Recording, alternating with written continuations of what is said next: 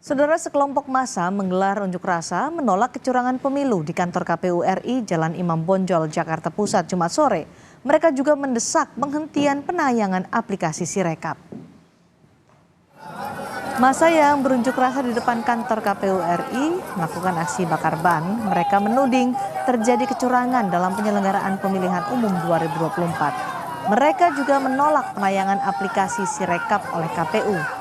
Aksi unjuk rasa ini menyebabkan Jalan Imam Bonjol, Jakarta Pusat ditutup. Memang kami cuma 500. Kalau terus saja kau budak, bertiga bukan.